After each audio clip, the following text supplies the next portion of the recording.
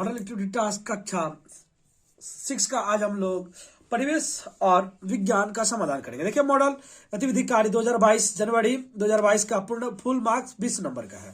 तो देखिए तो सर्वप्रथम है कि रिक्त स्थानों की पूर्ति कीजिए। 1 नंबर का है 3 करना है। तो डैश सिनकोना के पेड़ की छाल से प्राप्त की जाती है। तो डैश है तो डैश की जगह पे देखिए आप लोग कुनैल लिख दीजिएगा। करसू का न आय का न कुनैन कुनैन लिख दीजिएगा तो हो जाएगा। उसके बाद देखिए दूसरा नंबर है कि हरे पौधे भोजन बनाते समय वातावरण में डैश गैस को उत्सर्जित करता है। देखिए वातावरण में जो होती है पौधा जो है ऑक्सीजन का छोड़ती है। तो आप लिख दीजिएगा ऑक्सीजन ऑक्सीजन ऑक्सीजन लिख दीजिएगा। देखिए इसका शॉर्ट फॉर्म है O2। तो इतना लिखने से भी हो जाएगा। उसके बाद देखिए है कि ब्रेड एक कोशिकीय कवक डैश द्वारा बनाई जाती है। तो ये देखिए पूर्व होगा, पूर्व लिख दीजिएगा हो जाएगा। उसके बाद देखिए है कि संचित उत्तर दे 1 गुना 3 बराबर 3। रेशम कहां से प्राप्त होता है? रेशम जो है रेशम कीट से प्राप्त होता है। तो लिख दीजिएगा रेशम रेशम रेशम कीट से प्राप्त होता है। रेशम कीट से प्राप्त होती है। देखिए उसके बाद क्या है कि एक ऐसे जानवर का नाम बताइए जो पराग में मदद करता है। तो देखिए ये पक्षी जो मदद करता है, लिख दीजिएगा पक्षी। तो लिख दीजिएगा कि पक्षी पराग में मदद करता है। इतना लिखना ही पर्याप्त है। उसके बाद देखिए है मानव शरीर में रहने वाले एक परजीवी का नाम बताइए। मानव शरीर में रहने वाले एक परजीवी का नाम। मानव शरीर में देखिए मानव शरीर में जो है जू रहता है। तो सिर में जीव रहता है तो जू लिख दीजिएगा, जू हो जाएगा। जू लिखने से ही हो जाएगा। उसके बाद देखिए है 1 या 2 वाक्यों में उत्तर दे। 2 गुने 4 2 नंबर का है 4 है। तो देखिए मनुष्य कपड़ों के लिए पौधे पर कैसे निर्भर है? कपड़ा बनाने के लिए फाइबर का उपयोग किया जाता है। सूती कपड़ा से ही कॉर्प्स फाइबर से बन जाते हैं। तो इतना ही लिखना पर्याप्त है। इतना लिख दीजिएगा तो हो जाएगा। उसका देखिए जानवर पौधों पर निर्भर करते हैं।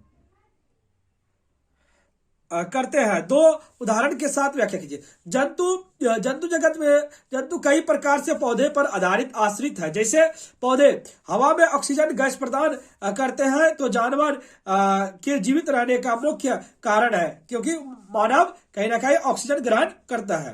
देखिए पौधे से विभिन्न प्रकार की दवाइयां सब्जियां आदि उपलब्ध होती है। इस प्रकार प्राणी अपने भोजन के लिए पौधों पर निर्भर करते रहते। इतना ही लिखना पर्याप्त है। उसके बाद देखिए है कि मनुष्य भोजन के लिए जानवरों पर कैसे निर्भर करते हैं? मनुष्य भोजन के लिए जानवरों पर निर्भर कैसे करते हैं? इसको लिखना है।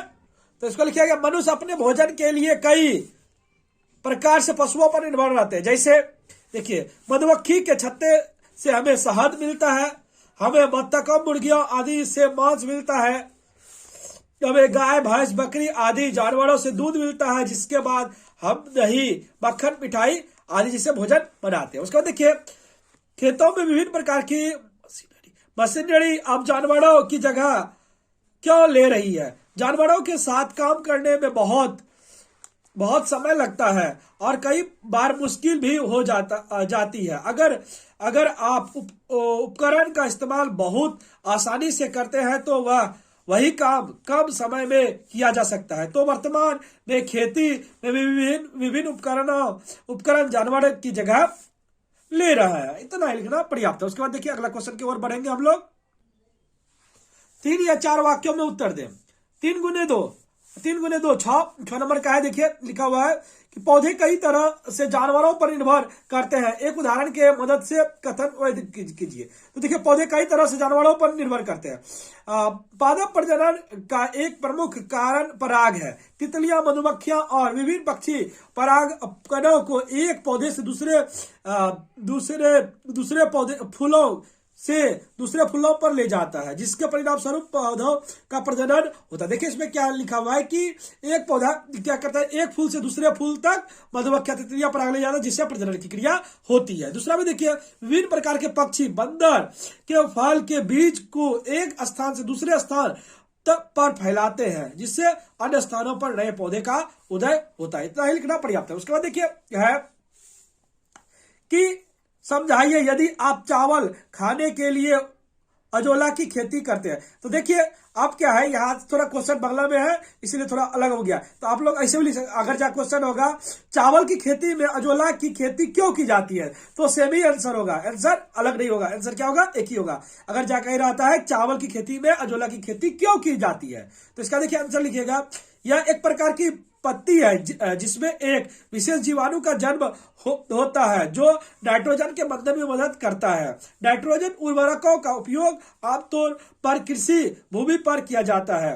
परिणाम स्वरूप यदि आप चावल खाने के की खेती में अजोला की खेती करते हैं तो आप उर्वरकों का जरूरत लगने की आवश्यकता नहीं होगी। आपको उर्वरक उसमें नहीं डालना पड़ेगा, उसमें अजोला का वृक्ष से ही नाइट्रोजन मिल जाएगा। इस तरह हम लोग का 6 श्रेणी का मॉडल एक्टिविटी टास्क ईवीएस समाधान हुआ।